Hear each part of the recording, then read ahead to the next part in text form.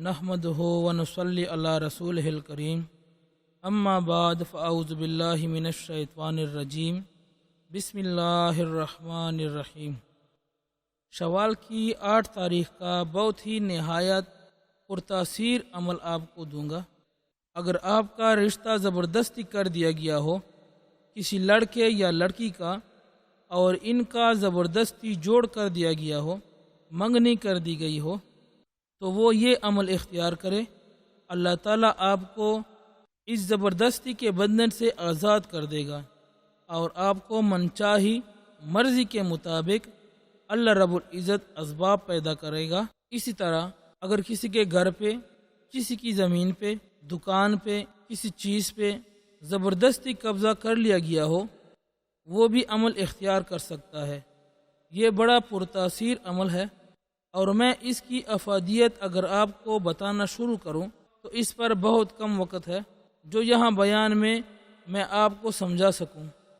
और आज़मूदा इतना है, पुरतासीर इतना है कि मैं अगर आपको कहूं कि कसमिया तौर पे कि इसको आज़माया है बहुत बड़े तबके ने और उन्होंने इसका कमाल देखा है, इसकी करामात देखी है, तो मैं ये कसमन भी बता सकता हूँ, सिर्फ इसलिए कि अल्लाह का कलाम हर चीज़ में मुश्किल कुशाई करता है। मैंने ऐसे लोगों को इस अमल के ज़रिए डूबते हुए लोगों को, इस डूबती हुई रकम को, डूबती हुई इनकी चीज़ों को वगुज़ार होते हुए देखा है। और वो जो इस गड्ढे में गिर चुके हैं और फंस चुके हैं, अल्लाह ने वहाँ से इनको निकाला। अगर रिश्ते ज़बरदस्ती कर दिए गए, इनसे अल्लाह ताला ने इनको सरखुरू किया और घर वालों को समझ आ गई कि वाकई ये बहुत गलत हुआ। एक खातून एक पीर साहब के पास गई और रो रही थी कि मेरे घर वालों ने मेरा निकाह तय कर दिया है और हम लोग बड़े इस बात पर सख्त हैं, मेरे वालिदैन और मेरे ख़ानदान वाले, कि लड़की का हक ही नहीं है कि वो अपनी राय का इजहार करे। तो मैं चाहती हूँ कि मैं इधर शादी ना करूँ। वो जाहिल है, पढ़ा लिखा नहीं है, लेकिन मेरा कज़न है और मुझे ज़बरदस्ती सौंप दिया गया है इसको, और वो नशा भी करता है, मैंने सुना है। तो मैंने इसको कहा कि ये तुम्हारा हक है शरअन, कानूनन, कि आप अपनी मर्ज़ी से निकाह करो। वालिदैन को पूछना चाहिए। ज़बरदस्ती लड़के या लड़की को एक दूसरे के साथ बांध देना अच्छा नहीं है, ये कुरान के कानून के ख़िलाफ़ है। तो कहने लगी मुझे कोई अमल बता दें, क्योंकि मैं बोल नहीं सकती अपनी फैमिली के सामने, मैं इनको बता नहीं सकती, वो मुझे मार देंगे, कहेंगे तुम इश्क की शादी करना चाह रही हो। मैंने कहा आप ये वजीफ़ा पढ़ें। इसने कहा इससे क्या होगा, कहती कोई बड़ा सा तावीज़ दे दें।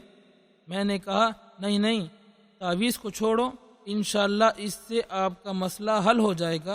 कहने लगी नहीं, आप तावीज़ दे दें, आप कोई ऐसा दे दें। इसके ज़हन में था कि मैं इसको कोई तावीज़ों के इतने बंडल दूंगा, हालांकि मैं सिर्फ कुरान बताता हूँ और लिख के देता हूँ, और अल्लाह के फजल से इतनी बड़ी तादाद के लोग आते हैं और इनका काम हो जाता है। तो मैंने इनको कहा आप इसको छोड़ें, मैं अमल करूँगा, दुआ करूँगा, आप ये वजीफ़ा करो। अच्छा, इसमें वो हम आयात लिख देते हैं पीने की, वो मैंने कहा ये पियो बस। इसने पीना शुरू किया और ये अमल किया। मुझे कहने लगी 2 माह के अंदर मेरी फैमिली ने रिश्ता तोड़ दिया कि वो लड़का गलत है, हमें पता चल गया है, समझ आ गई है कि वो आपके काबिल नहीं है, जाहिल है, नशा करता है। इसकी गलतियाँ, कोताहियाँ सामने आ गईं, अल्लाह ने सबब बना दिया।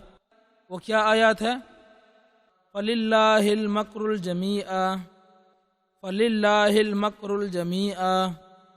आप इसको 171 बार पढ़ें और इस दिन पढ़कर दुआ कर लें, और फिर कोशिश करें रोज़ाना थोड़ा सा पढ़ के 11 बार या 33 बार पढ़ के दुआ करते रहें, अगर आपका मकसद कोई ख़ास है। वरना आप एक दिन भी करके दुआ कर लें, अल्लाह कामयाबी दे देगा। آپ اس کو کچھ دن پڑھتے رہیں تو اور بھی اچھا ہے، اور اس کے بعد دعا کریں۔ تصور کریں اس کا جو کام ہے آپ کا کسی نے قبضہ کیا ہے، کوئی آپ کا مال نہیں دے رہا، پیسہ نہیں دے رہا، یا گھر دکان پر قبضہ کیا ہے، یا رشتہ ایسا ہے، تو آپ یہ پڑھیں اللہ آپ کو کامیابی دے گا۔ ان کی تدبیریں، ان کا مکر، ان کا فراڈ، ان کے دھوکے اللہ سب کے سب انہی پر پلٹائے گا اور آپ کو کامیاب کر کے ان چیزوں سے نکال دے گا۔ وآخر دعوانا ان الحمد للہ رب العالمین۔